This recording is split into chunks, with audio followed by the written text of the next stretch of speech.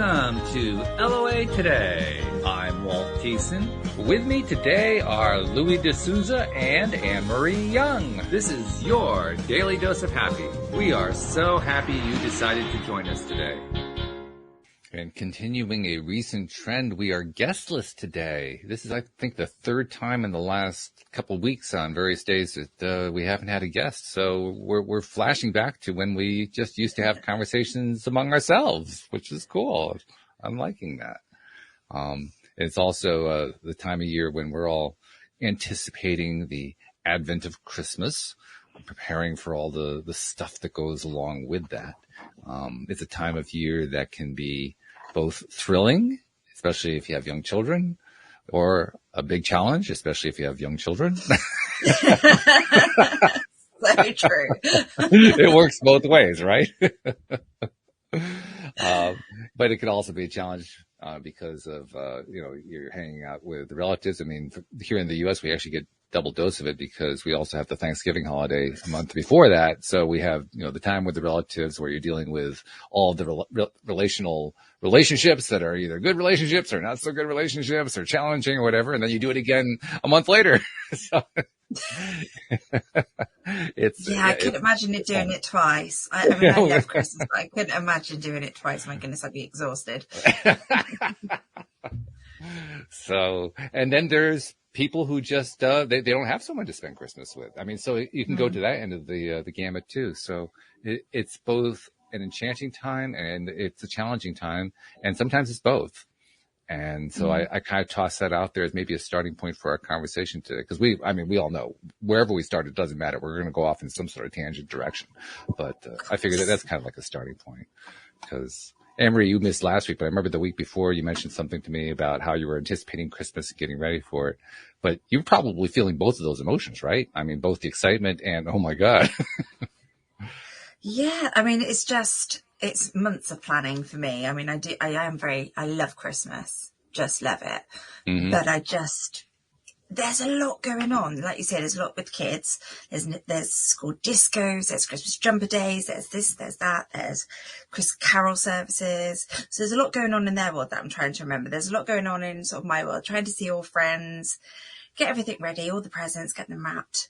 There's just so much to do, but I love it. Nothing like a good Christmas movie and wrapping presents with a glass of red wine. There you go. just a great feeling, just finding those little things that you love. But yeah, there's a lot to do. Now, Louis always has a very even keel approach to just about everything we talk about. Although, Anne-Marie, I have to say, there have been a couple times that he's mentioned situations where he would fly off the handle. I thought, oh my God, there's a side of Louis we haven't actually seen before. But I kind of anticipate it's going to be similar to this. So, Louis, I mean, what's your approach to Christmas? How do you handle the holiday every year? Well, just to paint a picture, yesterday we had a whole lot of family around.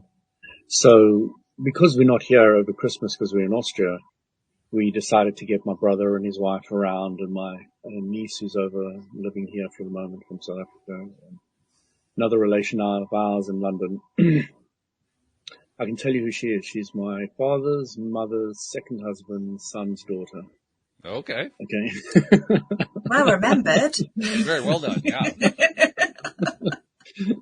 So there's some relation there. And we had them all around and we had this huge turkey. I mean, literally massive thing. It says on the tin, at least 8 people. And it was valid.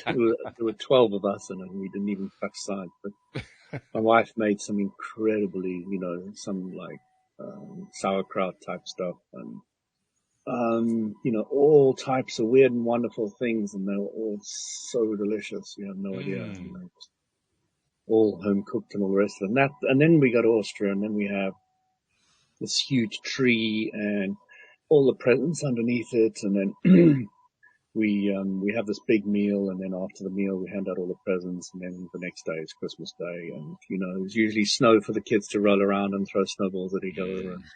And ski and all the rest of it. And it's just a very different environment where there's 6 kids because my wife's sister's got 2 and her brother's got 2. So there's 6 kids there, all of us. And with grandpa and grandma, and all of us together, and it's a huge affair. And then this evening I went out with Rotary, and we've got the sleigh, which is all lit up, and some music blaring, and we go around door to door, and all the kids can come out and shake Santa's hand and all the rest of it. Nice. Pick up donations, and usually we make about £4,000 per year on wow. the really good thing that we do. So, I've done it today, and I'm doing it on Wednesday, and all the other Rotarians are doing it on other days and other things. Because there's 50 people in the club, so, we all, and then you get kids from the school to come and help go door to door, and everything's well organized and lit up. And I was a marshal, and I was guiding everybody, make sure nobody goes to the same door twice, and I don't want to bother people. And, there's a lot of kids on the street and all the rest of it. And it's really a lot of fun. I mean, I never expected it. It's the first time I've done it. They've been doing it for the last 50 years or so. But, I just went out for the first time today, and, it was really, really pleasant. Everybody was so nice and kind and helpful and talkative. And, this one lady said she works in the local town, and she's been helping out for the last 10 years, She just comes along for her own volition, for no other reason than just to come along and help out. So a lot of the community just get together and help. And then my daughter wants to go, Isabel wants to go on Wednesday. So, nice. she gets along and help out as well. But it's all very interesting. All these donations. I mean, the club is just tremendously effective in bringing in money and clothing for the Ukrainians recently for last week. Massive amounts of donations, huge, on a scale I'd never dreamt of, and all getting shipped in there for the cold winter for the Ukrainians. And so Christmas has a lot of hats for me, yeah, and a lot of different things going on, but it's all good stuff. And then the White House, my naturalist group has a Christmas party, and it's a everybody brings along their own stuff, and it's only a tenner, and they supply loads of different things. And, it's just really fun. So you've got tons of things going on. I just had a Christmas meal with some of the friends I used to do my exercise class with, and so on and so forth. And yeah, it's just good to catch up with everybody and, see where everybody's at. As you were describing that, and it sounds really fabulous, by the way, as you're describing all of that, it occurred to me there is a distinction that I never really thought about before. But as it comes to my conscious mind, yeah, of course, it's true. If you encounter somebody during the Christmas holiday who's not a relative, just somebody, you're, like you said, involved in like a charitable thing, or, just out with family or whatever, everybody's all very kind to each other. They're friendly and so forth. But if it's relatives, it's not always that case. The friendly people are the ones who aren't the relatives, which is a weird thing. Yeah, so you just have to disown your family and you can become That's right. And you know the reason for that, because you can bullshit your friends, but you can't bullshit your family. Well, you can try, but you'll get in trouble. You can try. I doubt you'll succeed. Yeah, they don't let you get away with too much, do they? No, not really. No, but it is one of the beautiful things, though, about the Christmas holiday, because Christmas has actually grown way beyond the religious part of where Christmas comes from. Which is why the Christians say, bring Christ back into Christmas. Well, some of them do anyway, yes. Some of them do, you're right. Some of them just keep right on celebrating. They don't worry about it. Some ban Christmas from their entire family completely. Right. But that's one of my favorite things about the fact that it has expanded so much, is that it becomes an excuse every year for people to feel good about each other, to be kind to each other, and to be high vibrational, without necessarily even knowing what high vibrational is, or letting yourself know what the value of being high vibrational is. I think everybody likes the idea of being happy, but that's more of an ephemeral thought. It's not something that's a mindset for most people, or a goal to be achieved.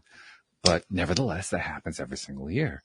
And one of my favorite places to see it is in the grocery store, right? You're at the supermarket, you're getting your groceries for the week, and people just start behaving more friendly than usual. People that you've never seen before, and you won't see them 5 minutes later, but they just start, people are smiling. Oh, excuse me. British supermarket. Oh, okay. Well, maybe I should qualify that. Supermarkets in the northeastern part of the United States. Let's leave it that way, just to be safe.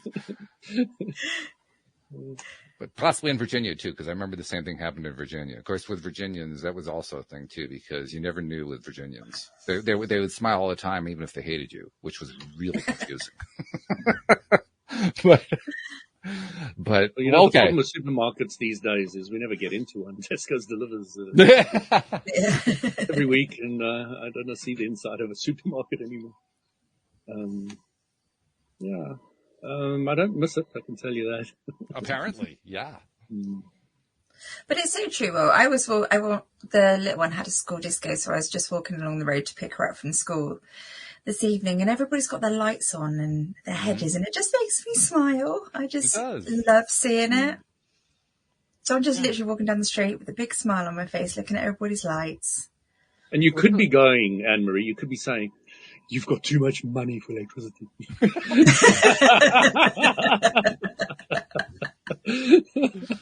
You can choose to be either way. This is true.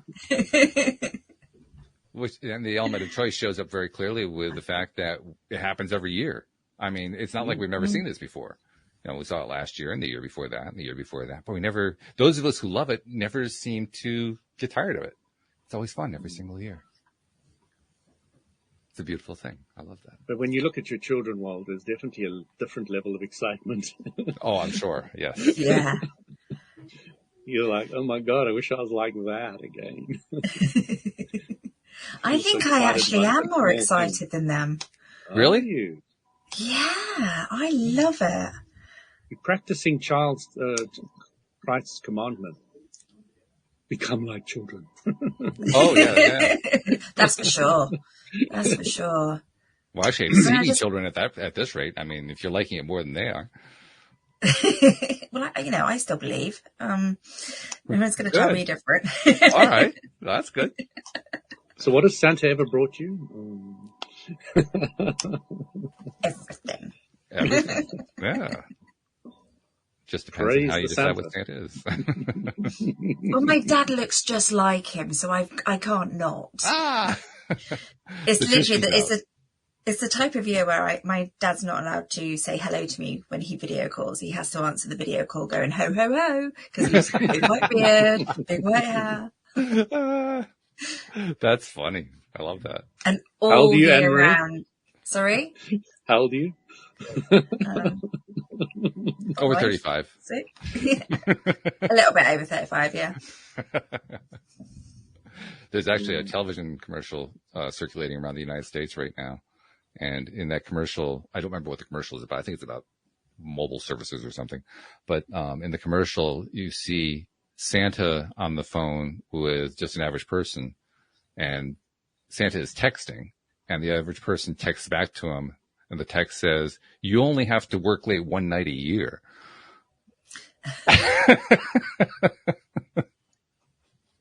So even in the commercials, it's coming in as, it's funny. It's funny. But the big challenge is waking up Santa to get ready for Christmas. It's a big thing. What do you mean? After a year's sleep. Oh, I see. Okay. Gotcha. Well, I mean, I there's lots of theories about what Santa does during the year. I like the one where he goes to the Bahamas.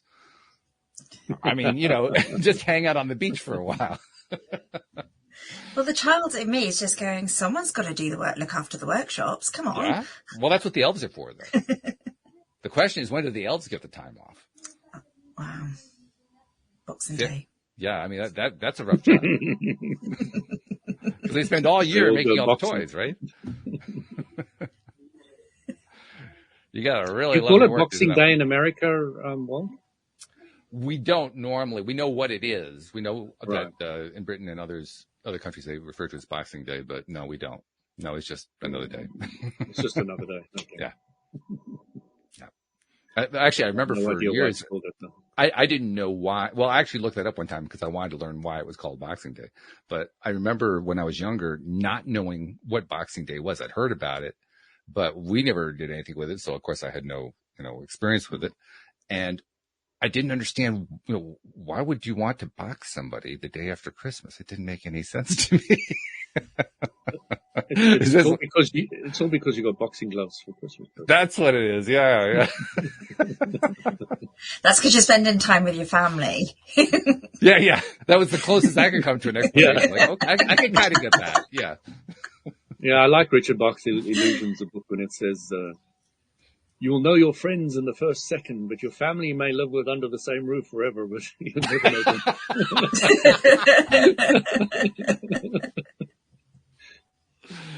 A lot of truth in that statement, yes. But then when you look at it from an enlightenment point of view and a contrast teaching point of view, everybody's on the same page and everybody's happy clappy, then you don't learn too much, do you?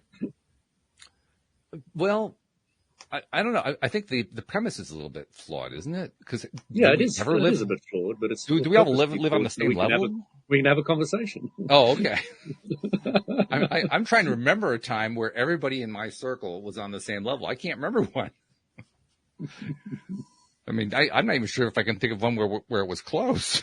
That wasn't the premise, the flawed premise aspect I was thinking of, but never mind.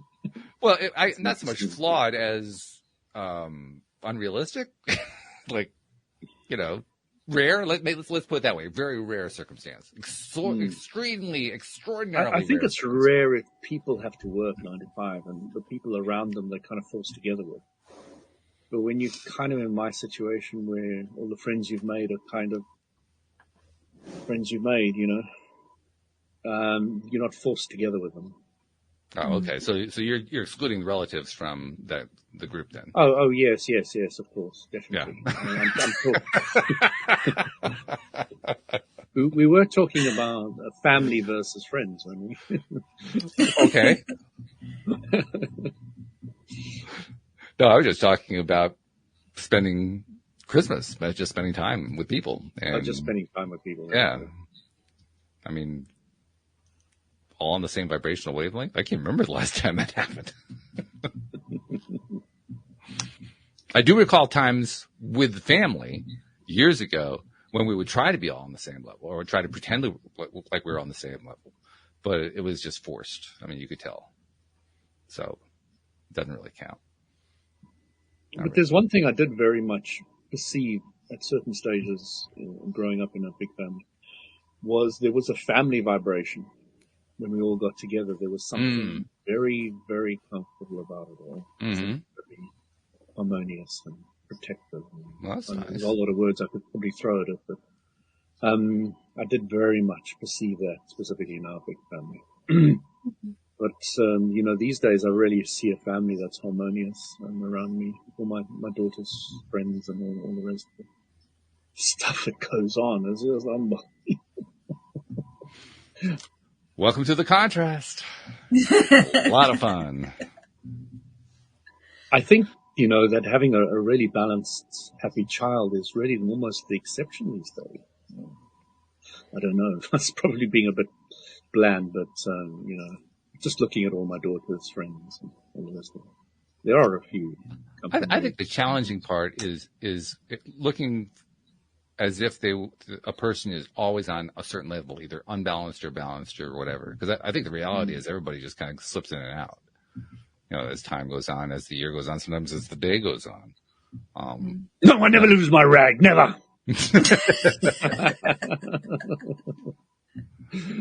I've been getting involved in swing dancing more lately, and I started taking some classes again because when you want to get back involved in that kind of community, it's helpful to take the classes because that's where you meet your potential dance partners. So that when you're at an actual dance, oh yeah, I know you. You want to dance? Sure, okay. So I'm getting back into that again, and I actually took a private class because there was one dance style salsa that I hadn't done in a long time, and I'm taking a rather advanced course, and I couldn't quite keep up with it. So I figured, okay, I'll take a private class with her to just kind of get myself up to speed, which worked out very well.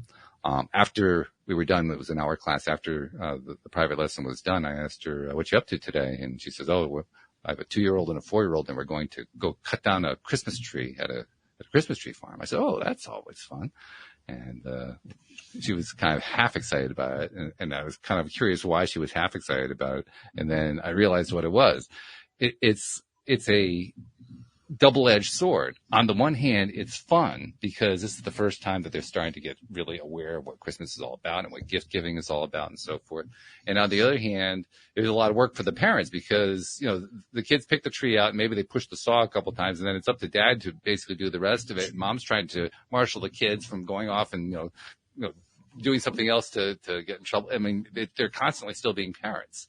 So there's both sides of it going on at the same time. So is that a balanced situation? Is that unbalanced? Is it both? That's what I mean. There's a lot of gray area that goes on here. It's what you make it, really, isn't it? I mean, I just look at it as I'm making memories for my children. Mm-hmm.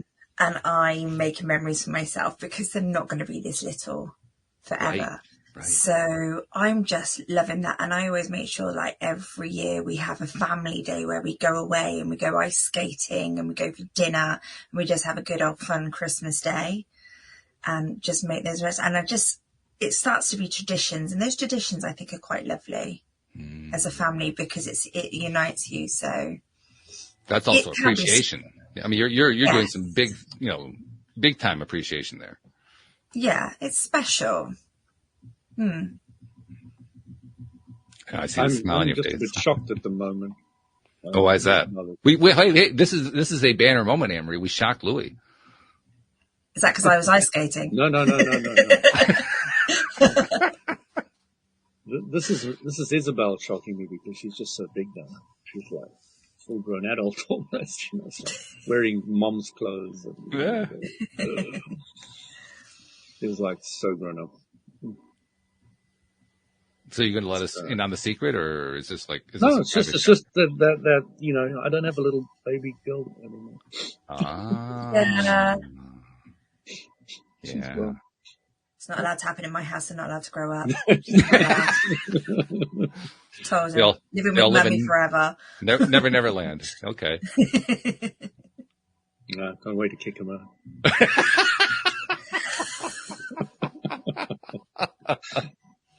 Come visit on weekend. See, this is what I was talking about. On the one hand, on the other hand, right? Hey, I brought them up to be self-sufficient, self-reliant. I can expect them to stay at home after that. I think my expectations will be thwarted. Well, I think that probably means that the best expectation to have is just to expect them to be themselves. Exactly. Yeah. And that's where the real appreciation is.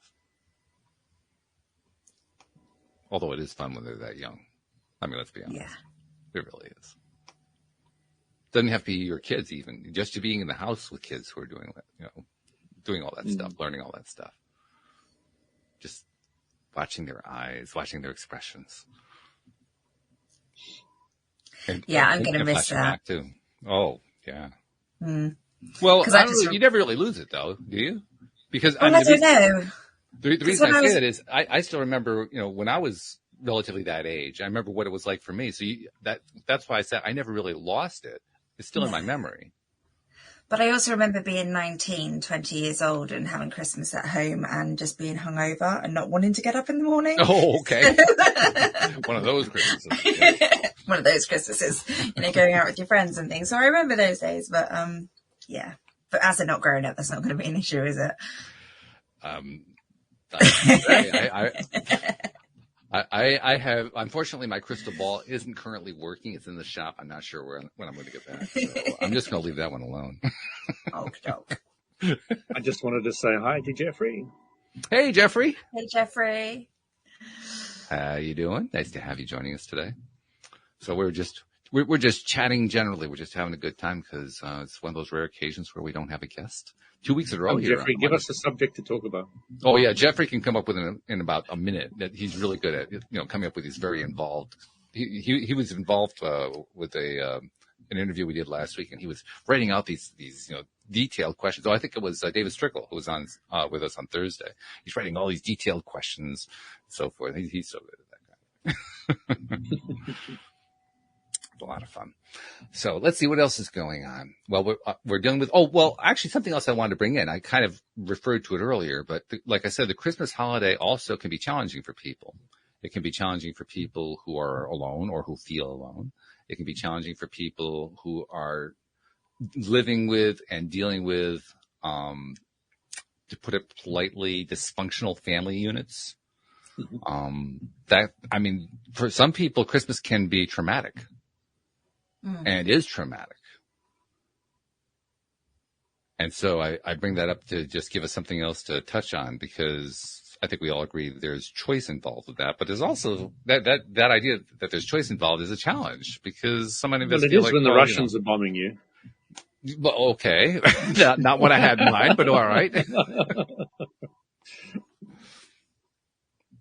Yeah, there can be challenges. Yeah. So JB says keeping vibration up during the holidays. So aren't your vibrations going to automatically up during the holidays and go down when you have to go back to work? Well, again, it varies. Yeah, it depends on your situation. Some people have to work on Christmas Day. Yeah, this is true. Yeah, yeah. Although not quite so many. What I've seen. I mean, if you ever, I've traveled on Christmas Day.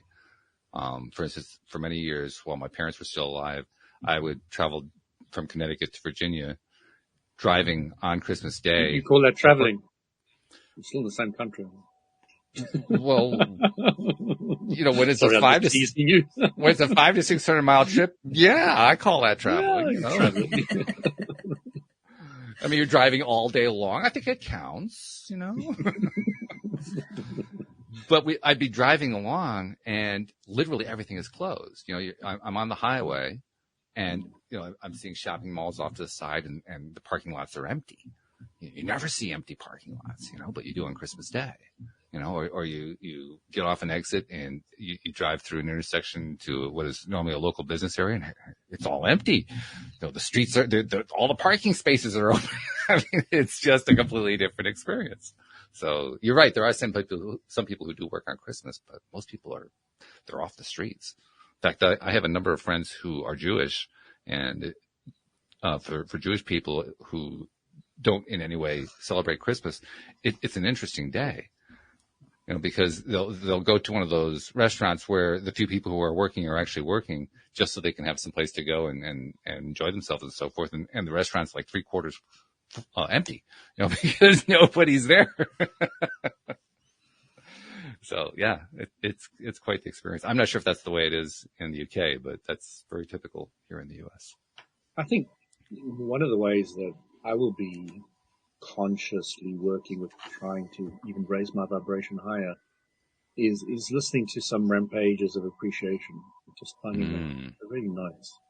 They really help us take you from wherever you are a little bit higher. JB posted something interesting. You can always be higher. JB says, I work with people who are dying. Holidays can be a very sad time for some. Mm-hmm. Well, that's true. Yeah.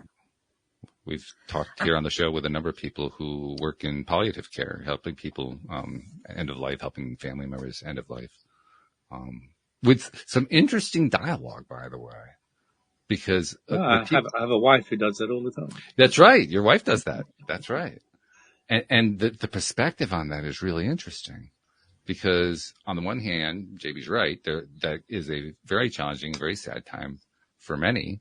On the other hand, for a lot of the palliative caregivers, it's not like they're looking forward to the person dying, but the whole experience for many of them is very uplifting. So it shows what's your perspective. How are you thinking about it? But again, some people, the way my wife puts it, some people die terribly with absolute fear, and some people have, surrendered to the resignation of the unknown and go peacefully. And it's really interesting watching the different way people choose to leave. And, in the last hour is not the easiest time to start getting a person to look at it differently. they've got a whole lifetime of vibration building up to that point. So it's my wife says the biggest thing she can do is she spends a lot of time just talking to them as real nice people, just talking to them. And, she invites some around, like, this guy's really into philosophy and all the rest of it. And he's, this Canadian guy that's quite popular at the moment. He's very into him. And we were having these long philosophical conversations outside over a pot of tea in the sun, with this old guy who's in the palliative care there. And, so it's, we have some great times with some of these guys. A lot of them have still got compass mentis, etc. But then there's a huge amount who needed to go down the dementia route so that they can forget their past. They don't have so much challenges for where they are currently. And, my wife says as they're losing their marbles, it's a really tough time. But once they've lost them, they're the happiest people in the house. Yeah. Yeah. And, it really shows you how your memory tortures you, how digging back into the past, those things you did not like or want. JB says, I've also seen families brought together by death and dying more so than even holidays. It can be very beautiful. In fact, that reminds me, I had a guest on the end of last year who was a nurse in that field. And she told a story about how there was this one person, end of life, and she apparently knew how close she was to passing because she got all excited and sent a message to the main station for the ward that she was in saying, "Get my sister. She's in the cafeteria. I'm transitioning. Wow. I love it. I'm not kicking the bucket. I'm transitioning. I'm transitioning. Like, I'm so excited. I've been waiting for this forever." But it is. But for somebody to be that aware that they're transitioning is amazing. Yeah. I want to meet that person. Somebody who actually knows when they're transitioning clearly, consciously. That's amazing. I like that story. I was going to say there is a lot of expectation this time of year to have a good time and to make everything perfect. Which you mean you're not going to Austria for Christmas? I am now. Keep up with the Joneses. But I think when you lose somebody this time of year, I mean, we've had a couple of like young adults, or young children, sort of like die in the town recently, and there's just something about it happening this time of the year that's just a bit more heartbreaking because you just know it's tinging. It's a kind of a time of celebration, and people losing their sons, their children is just, I just find that quite difficult. It all comes down to your perspective, doesn't it? How do you feel about what you're observing? Exactly. And we know they go to a better place, but yeah, what's left behind? I don't know that. I'm going to. Okay. I'm going to Lapland. All right. That's a better place, is it? Nice and cold there. And there's also people who have experienced the loss of a loved one before the holidays. I could think of a good friend of ours that her husband passed in early to mid-November, I think it was. And if I remember right, she's still dealing with funeral arrangements and all that kind of stuff. So she's kind of in the early stages of the Christmas holidays, and she's dealing with the loss of her husband. So that the passing part has already happened, but the effect is still there. And I've been texting with her about it, just checking up with her, making sure everything's okay and so forth. She's doing pretty well. But she acknowledged the stress is still there. I mean, until she gets all of the arrangements finalized, she still has to deal with it every single day. And that's a challenge. You remember I told you about this boy who committed suicide recently. He was part of our sauna group, etc. And their parents organized the funeral, which took like a month to organize. And then when the day came, they said, "Sorry, we postponed it." I don't know, you could postpone a funeral, but they were so distraught about the whole thing, the family couldn't face having the funeral. It can be very challenging for a lot of people. Yeah. The other thing I wanted to mention was when I was young, probably 9, 10 years old, my gran came to stay with me during her last days, and she walked past my bedroom and, here's some Smarties for you, Louis. Oh, thanks, Gran. And then she went off to bed. And Dad knocked on my door a little bit later and he said, oh, I want you to come see something. And he took me to Gran's room and he said, look at Gran, she's dead. I said, what? And I looked and said, she looks so peaceful. And he said, yes, that's what it looks like. And I said, oh, okay. I couldn't eat those Smarties for a couple of weeks. But, yeah, it is not easy. Yeah. I think we all have various memories and so forth that kind of come to mind. Now, Jeffrey has a question for us, and as usual, it's well thought out and quite verbose, so let me read it to you. He says, over the years, the religious reasons for celebrating Christmas have waned for me. Parenthetically, he says, I also see it amongst my friends and family. And then he says, and capitalism took over. But that too has changed post-COVID. So I'm wondering why we still choose to observe. Where is our attitude towards, quote, the holidays, unquote, moving toward as we spiritually coexist and co-create globally? I think the answer is going to be different for every person, but how about for you guys? What's the answer for you? Well, capitalism is very interesting because it's the biggest religion in the world. There's a lot of truth to that. So you're moving from one religion to another. And, when you say Christmas has waned for me, has Christianity waned for you? Or if you're a Christian, or whatever religion you are, has that waned for you? Because if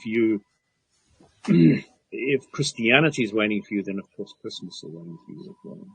Not necessarily, because in my own case, Christianity waned for me when I was in my teens, but Christmas increased and has continued to increase since then. The spiritual side of it or the capitalist side of it? Neither one, really. Okay. Well, I guess I could say the spiritual side. For me, when I use the word spiritual and Christmas in the same sentence, that usually means the religious side. So the religious side pretty much died away for me. But in my mind, Christmas goes far beyond the original Christ story. Christmas has become kind of what I was talking about earlier. I was talking about how people are just more pleasant and happier, high vibrational during the Christmas holidays as a broad rule of thumb. And that's what I love about Christmas. Christmas has managed to grow beyond the bounds of the Christian religion and be accepted in a more global sense as a positive thing. And I love that part of it. I mean, I don't know what you guys have there, probably some stuff similar to what we have here. But for instance, we have Christmas fairs. And you can go to a Christmas fair and there's like decorated stuff all over the place. And there's there's a Santa exhibit and there's, food for sale and they've got gingerbread houses that are decorated. And it's beautiful. It's joyful. It's fun. Mm-hmm. And it's way beyond the Christ story. But to me, that's what Christmas has evolved into. Now, yeah, there is the commercial side as well, but I don't necessarily have to associate the commercial side with what I'm describing here. To me, they're separate. They kind of touch on each other, but it's almost secondary. I don't even think about the commercial side much anymore. Average household in the UK spends about £800 for Christmas. Mm-hmm. Don't tell my husband I spent more than that, will you?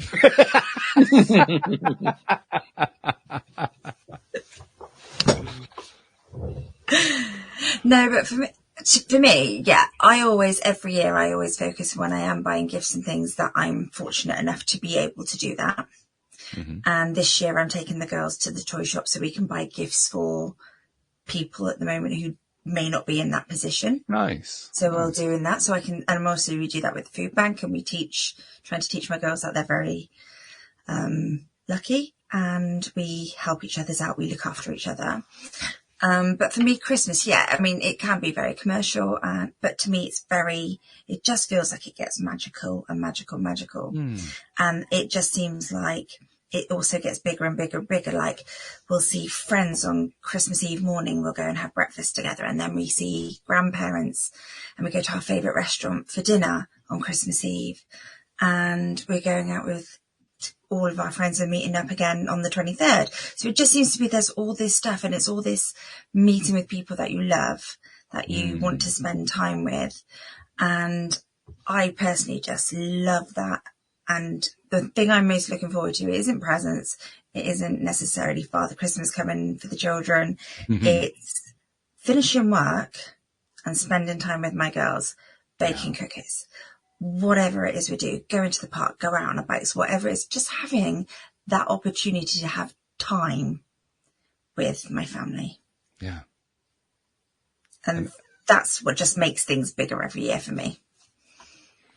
Now, one could make the argument that that's actually the true meaning of the Christ version of Christmas.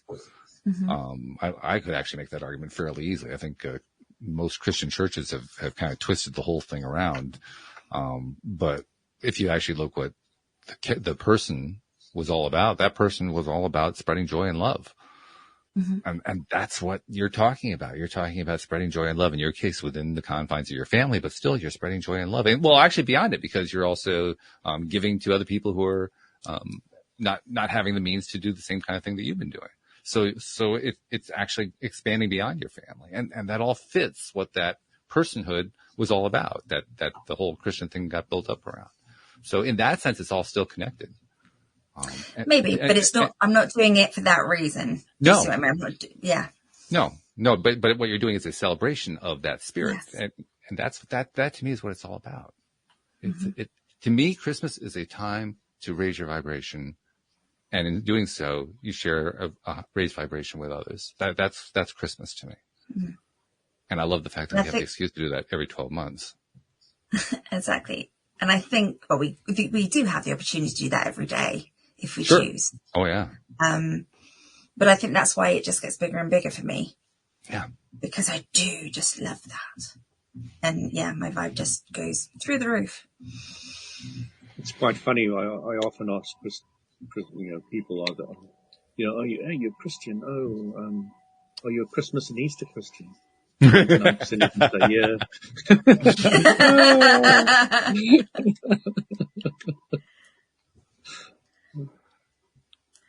But even that's become less of a thing. I'm pretty sure. Yeah, I think I saw a news item that said that a recent poll in the UK said that Christians are now in the minority for the first time. In the UK? In the UK.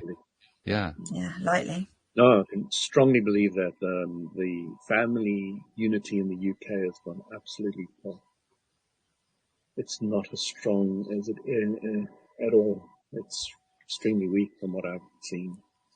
Maybe I'm wrong, but, I just see a lot of families they don't stick together anymore. They're like biting each other's backs and fighting each other. They're not happy, and they're hating each other, and I don't know.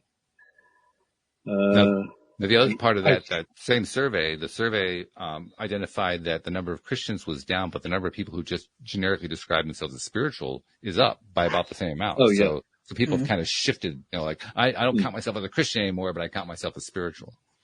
And the reason, one of the reasons I believe the church is losing people is because it's not changing with the times at all. Very true. And even, it is, but it's doing it way too slowly. Always has. I remember when I arrived in Ireland 27 years ago, condoms were still illegal. You'd go to hell if you used a condom, Right. Or contraceptive of any nature. And you couldn't even buy them. You had to go to England to buy them. And then a few years later, it's all legal now. You won't go to hell anymore. Right. What? How Special does that dispensation. Work, please? Please explain that one to me. I gave up trying to explain the church a long time ago. It just doesn't work. Anyway, you try to go on it. Ugh. But Jeffrey, you're right. Let's see how we can be more and more generous. Let's see how we can give more and more to those. And specifically, even if you don't have a lot to give, if you can just give of your own happiness. Oh yeah. Well, that's a lot. It doesn't have to be, almost. it doesn't have to Yeah. be money or anything like that. It's literally a gift of spirit. Mm. Yeah. I mean, if you can make money, and it's much that better, requires you to get yourself into a good feeling place. Yes. This is where it becomes really valuable to recognize and to apply as early as possible in your own life the knowledge that we get to choose our response in any given situation, and then learning the skill of doing it, of actually applying what it is we choose to apply rather than what by default the circumstance dictates we should be feeling. The circumstance dictates, we should be feeling bitter or angry. Well, okay, is that the one you're going to go with? Well, we actually can learn how to do our own by our own choice. We can actually choose a completely different. We can actually choose to find love in a situation where you're supposed to find anger and despair and frustration. Not easy at all, but we can do that. That's part of the invitation of the Christmas spirit, as far as I'm concerned. It's the invitation to grow your own ability to select. There was this lady during the Second World War who was in a house taken over by the Germans. And, they were kind of like cooking and feeding them and all the rest of it. But she always had this very high vibration and everybody else looked up to her. Mm-hmm. She was always very positive. And the house through the entire war was never bombed once, never shelled, never attacked from either side. Yep. Never. And that place stayed intact the whole way through. And the guy that came to take it over and run it from the German side was a very honorable, gentle, humane type guy. And it was just, and it was all, I think, just because of that one lady's very high vibration, that nothing could come into her area without the kind of protection that her own aura would facilitate. It really does illustrate just how powerful one human being can be within the sphere of their own their own life. Yeah.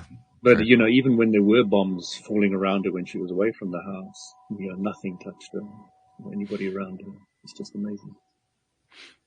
I think you just shared one, but Jeffrey asked, does anyone have any Christmas magic experiences to share or experienced a Christmas pivot? The Christmas pivot, I like that phrase.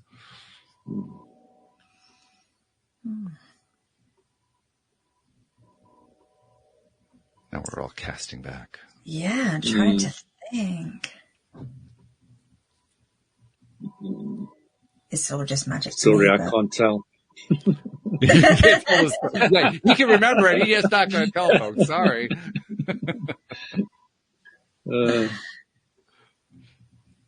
Yes, I unnamed no person in. Well, can't name the person.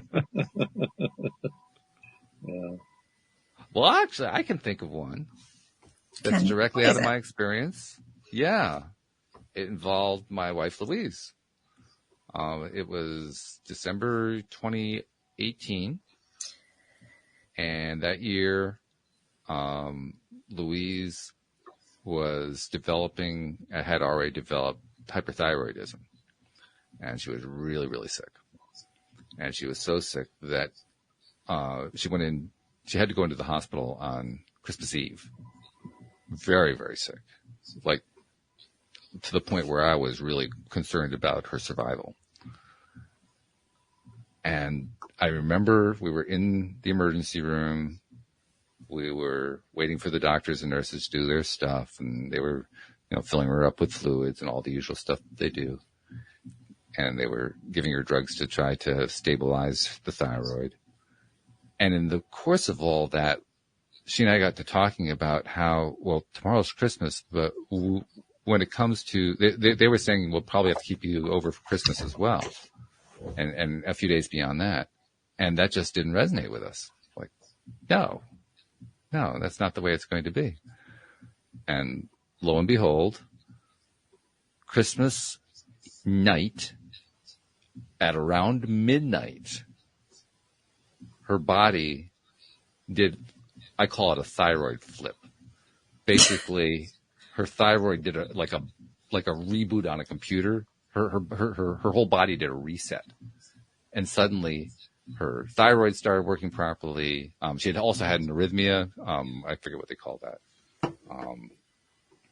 There's a phrase for that. Heart beating irregularly fast. Irregular heartbeat, yeah. Yeah, but it's not that. There's a specific kind. I can't think what it's called. Fibrillation. She had a fibrillation going on. And all of it reset. And suddenly everything was working properly. And the nurses at the nursing station had her all, of course, she had her all wired up, and they were watching the boards, because at one point she flatlined because her body was doing this reset. And the lead nurse who was on duty, had been through this kind of thing before. And one of the other nurses was saying, "Oh my God, we got to go take care of her." She goes, "Nope, wait for it. And about 20 seconds later, she started getting into sinus rhythm again. Everything started to work properly, and they were cheering, and they were so excited because here we are. This is how we're starting Christmas Day at like 12:04 a.m., that kind of a thing. So we had our little Christmas miracle that year. And then I found out about it the next morning, because I had gone home to sleep after I had had no sleep for like 30 hours at that point. So I needed to sleep. And when I woke up, I got this call from Louise. She was so excited that her heart had reset, her thyroid had reset, and everything had gone back to normal. We had gotten exactly what we had asked for, because she got discharged on Christmas Day. Perfect. That sounds great. So there's some Christmas magic for you. Yeah, that was fun. That was a good memory. Christmas magic, though, isn't limited to Christmas, though, is it? Because it's the whole holiday season. So anything that happens in that period that is magical. I can cast my mind back to when I was a very young kid, and we just opened all the presents. It was Christmas Day, because we hand them out at 11 o'clock in the morning, Christmas Day in South Africa, and that's the way we did it. So we had a whole house full of people, hundreds of people in the mountain house in South Africa. And I was banished to the sewing room, which is a tiny little room off my parents' bedroom. Why were you banished? I'm curious. I was banished because we had so many guests, somebody stole my bed. Oh, I see. Okay. That kind of banishment. I wasn't banished, yes. I wasn't banished for any other reason. I used the word just because I was thrown out of my room. I didn't like it. So I was playing with all my toys under my. It was one of those canvas type things that you slept on, stretchy canvas with metal frame, and all my toys under my bed, and I was playing with them madly and having a lot of fun with them. And then the lightning and thunder came, and it was absolutely torrential. The rain was banging on the corrugated iron roof. The lightning was all over the place. The thunder was rocking the house. I was just playing with all my toys under my bed at Christmas. I remember it vividly to this day. It was like so infused with energy on all different levels. Yeah. Yeah, especially if you have that much rain happening with that kind of a thunderstorm, the electricity in the air is going to be rampant. Yeah. Those storms are incredible in South Africa. So the UK doesn't have any idea what they're like. I remember going to a restaurant. Not that bad. I went to a restaurant in Durban in South Africa once on one holiday when I was out there. And the rain started, and the lightning, and the wind, and all the chairs were blown off all the way down the street, and the rain was absolutely like huge blobs of rain were hitting the window pane. Everything was getting washed away, and there was a river starting, and it was like the thunder and the lightning was just, it's incredible. I don't think I've ever seen anything quite as, I suppose I could use the word violent as that storm. It was really, and then, it wasn't a tornado or anything like that. It was just one of the normal storms that passed by. But it was one of the most vivid ones that I've ever seen. My kids were there, both of them. And, I know Isabel definitely. But it was so incredibly scary for them. Not having experienced anything like that before. It was like, whoa! This is amazing. And the rest of South Africans sitting there, oh, where's the next course? Oh, big deal. Yeah. Jeffrey posted a reference to a memory of his. Christmas to New Year's 2005, catching crocodiles in the Okavango Delta, Botswana. Oh, wow. Okay. That's a memory, all right. Now, catching why crocodiles. Were you catching them? Were you making handbags or biltong? Or? I mean, did you have a death wish? What's going on here? I don't quite get it. I went to a crocodile farm once, and they had thousands of crocodiles there, which they made handbags out of and all other things. But I've never seen so many crocodiles in my life. Never. I mean, they're all in different age groups, in different pens, but like heaving masses of these things. Absolutely massive. And they said the amount of game they had to kill all the time to feed all these guys was incredible. Crazy. Wow. But, it's not only cows we farm. Yeah, apparently. I had no idea so many crocodiles were giving their all for purses around the world. I mean, really? Wow. And other things. I think they used every single bit of the crocodile. Nothing that usually happens, yeah. But you talk about the storm that you experienced when you were a kid, and I can't say I've ever experienced a storm quite like that. But the closest I've come to is when we lived in Virginia. A number of times we had tornadoes passing very, very close by, and it's kind of the same feeling. There's electricity in the air, and there's also a lot of fear because you never know where a tornado is going to go. We had one come like within a half mile of where we were living. We could see it going down the highway. And I was like, oh my goodness. But it didn't veer off in our direction, which was a very happy thing. But yeah, that was, and afterward we asked ourselves, why weren't we, cowering in the bathroom? Instead, we're looking out the window. The one thing you're not supposed to do during a tornado, we're looking out the window. Yeah. But it's not something you see every day, is it? No. You kind of just want to have a peek. The curiosity takes over. Well, plus I also had an experience of influencing a storm. I've had a number of experiences influencing weather, and one particularly, it wasn't a tornado. It's what they call a microburst, which is kind of like a little mini tornado in a sense. Mm-hmm. And it was coming right at the house we lived in Virginia. You know how you can go onto, the weather websites and you can track the radar and you could see where storms are going. And if I zoomed in on where our house was, there was this deep red, splotch that was moving at about 40 miles an hour right at our house. And it was about 5 minutes away. I said, uh-oh. So I call out to Louise. Louise, we got to do our thing with the weather. She says, what do you mean? I said, there's a microburst coming right at us. It's going to be here in 5 minutes.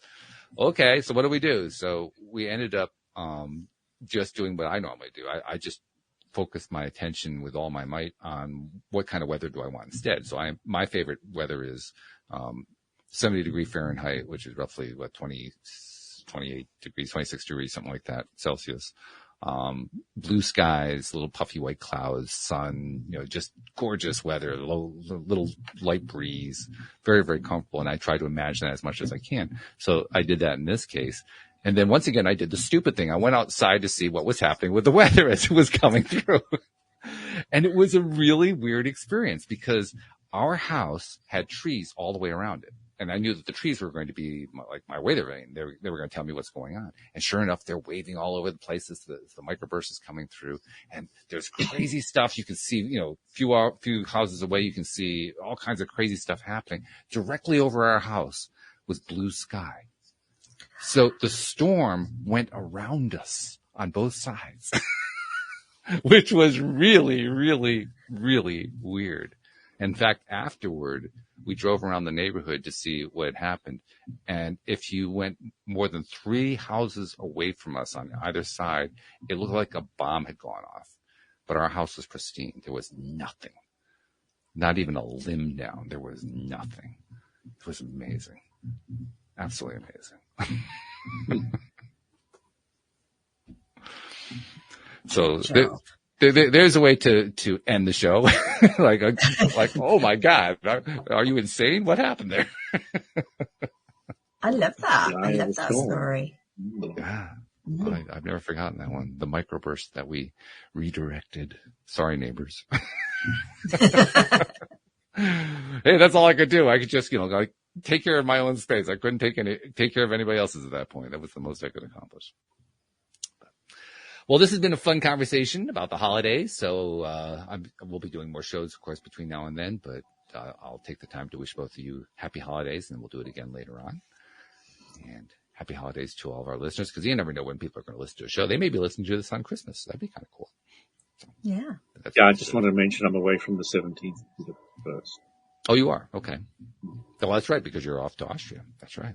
It's that time of year. All right, good stuff. So thank you guys very much, and thank you to our podcast listeners everywhere. We'll see you all next time here on LOA Today. Goodbye, everybody. Take care, everybody.